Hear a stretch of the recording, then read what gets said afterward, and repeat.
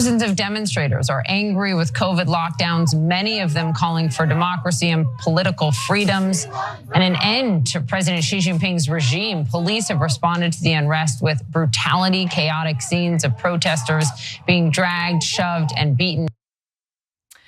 Protests are rare in China. However, over the last few weeks, people have taken to the streets to protest the zero COVID policies that take place in China. And of course, those policies mean that even with the vaccines available, certain parts of the country will shut down if there is an outbreak and people have to quarantine. And that has led to some unintended consequences, to say the least, including unnecessary deaths in one apartment fire, which we'll talk about in more detail in just a moment. But the protests are, again, mostly about the country's zero COVID policy, which means constant lockdowns and quarantines. The 1.4 billion plus residents of China remain at the mercy of the stringent policy. It's designed to stamp out infections by relying on snap lockdowns of apartment buildings and sometimes whole cities or regions, as well as forcing lengthy quarantines and a litany of tests on residents. Now, this obviously leads to economic issues for people living in China, and due to the fact that we're all interconnected economically speaking, it's causing supply chain issues for the rest of the world. But I think it's also worth discussing what happened during this deadly fire in ERUPT, where 10 people died, and many are blaming these deaths on the COVID lockdowns and how it actually hindered any progress for firefighters to fight the fire. So without further ado, let's take a quick look at this next video. 10 people were killed and 9 injured in a fire at an apartment building. Most parts of Xinjiang have been under lockdown for more than 100 days. The deadly fire sparked nationwide outrage because widely circulated videos, which have now been censored in China, show that COVID lockdown measures very likely delayed firefighters from getting to the scene.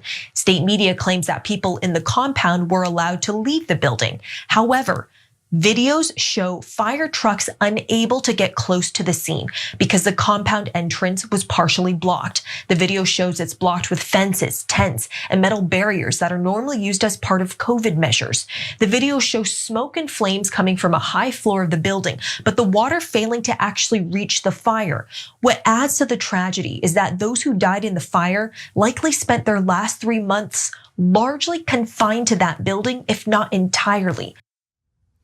So that fire and the number of people who died as a result of that fire certainly fired people up and they took to the streets. One other thing that I'll mention before going to you, Cenk, is that, I mean, think about what's currently taking place on the world stage with the World Cup. And you see all of these world-class athletes standing side by side among one another without masks. And I'm sure that some people in China see that and think to themselves, well, I'm basically imprisoned in my own apartment right now. I'm not able to go outside, but look what's happening with the World Cup, look what's happening with these athletes.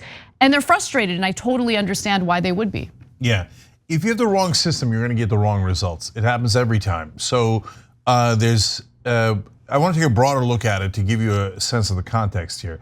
So in the case of COVID, Sweden had the wrong system, so did Florida. Don't worry about it, hopefully things will work out. Well, no, that was the wrong strategy, and I know what they were thinking. They had absurd ideas about herd immunity and let's get through it quicker, etc. And what wound up happening is a death per capita rate that was significantly higher in places like Sweden and red states in America.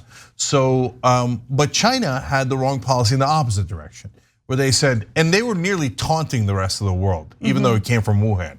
Originally, and they were like, oh yeah, we're so authoritarian, we lock everything down, and we lock it down forever, and our people are so obedient, they just listen to us, unlike you unruly Americans.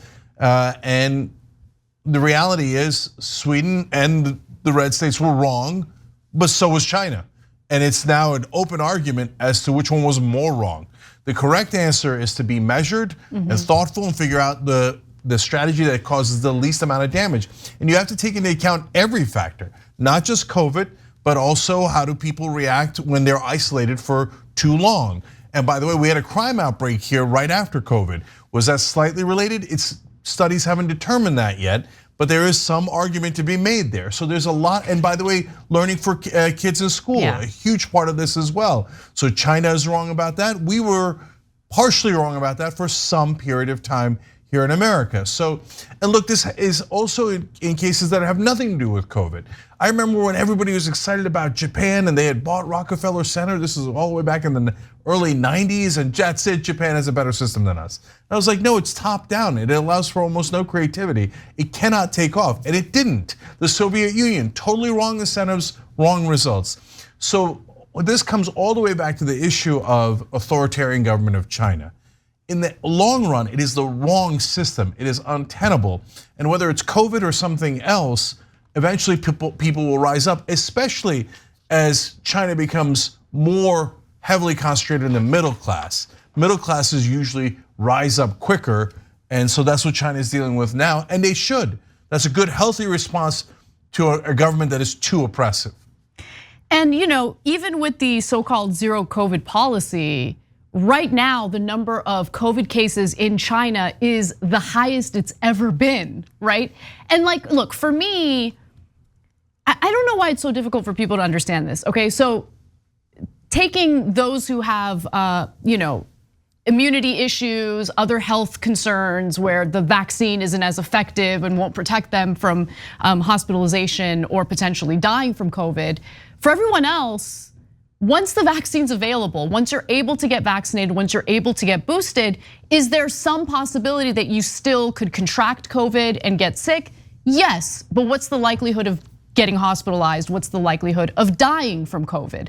People are gonna get sick, either from COVID or from other illnesses. You can't prevent that from happening. You can't shut down society completely to stop that from happening, you know?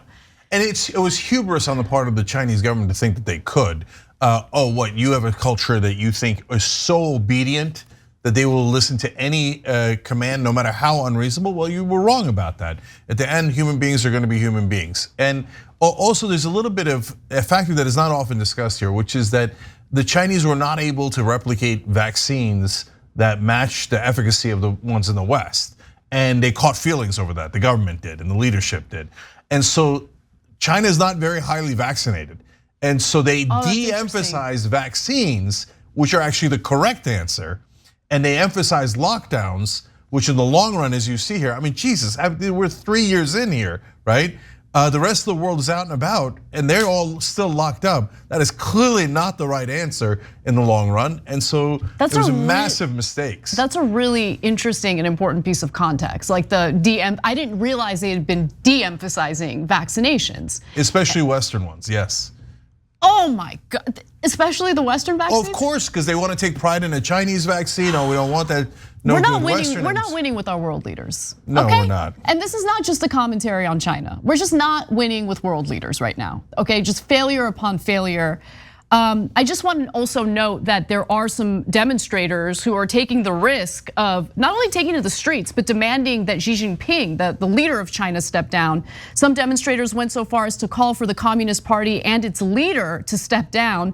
Many were fed up with Xi, who in October secured a precedent-defying third term as the party's general secretary, and his zero COVID policy, which continues to disrupt everyday life, hurt livelihoods, and isolate the country, which is just demonstrably true. And one of the individuals who was recently met with brutality by authorities in China was BBC reporter Ed Lawrence, I believe. Yes, Ed Lawrence is his name. So we have a quick video of him getting arrested. Let's take a look at that. Take a look at BBC reporter Ed Lawrence being taken into custody in Shanghai.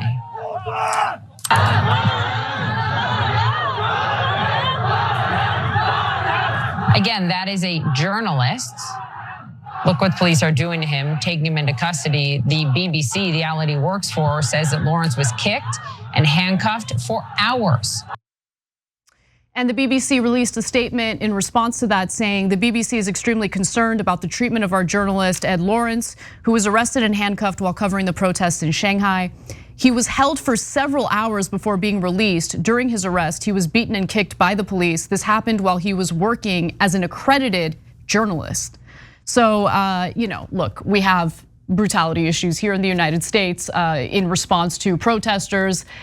journalists get caught up in that violence all the time. So I don't want to pretend like that doesn't exist in the context of the United States. With that said, though, it doesn't help the Chinese authorities to meet journalists with that kind of brutality as these protests are going on. Yeah, and so what's happening is also the cracking of the facade of the Chinese government, doing things that are horrible behind the scenes and then smiling to international audiences. What, us? Where the fire broke out is the Xinjiang province, where they have Chinese government is running concentration camps of Muslims. So that beating that you saw of the reporter is nothing compared to what's happening to Muslims in China as we speak. Over 1 million Muslims in concentration camps. Now, it's also true that we have our own issues here in America. For example, I talked about wrong systems.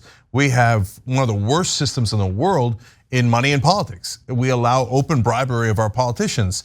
That wrong system led to the wrong result of all of our politicians being completely corrupt and never serving our interests. And that is why, by the way, you have both Black Lives Matter protests and the Capitol riots. So both sides super frustrated. Why? Because both Republican and Democratic politicians never ever do what their voters want them to do, because we have institutionalized corruption here. So finally, protests, other than violent ones that get out of hand like happened on January 6th, are generally a wonderful thing, because it's a very rare outlet, whether you're in China, Iran, or America, to let the people in charge know, at the end of the day, there is a wave of people here. And the one thing you cannot stop is a wave of humanity. So go out there and show them what you got. And I think the people doing it in China are incredibly brave. Thanks for watching The Young Turks, really appreciate it. Another way to show support is through YouTube memberships. You'll get to interact with us more. There's live chat emojis, badges. You've got emojis of me, Anna, John, JR. So those are super fun. But you also get playback of our exclusive member-only shows and specials right after they air. So all of that, all you gotta do is click that join button right underneath the video. Thank you.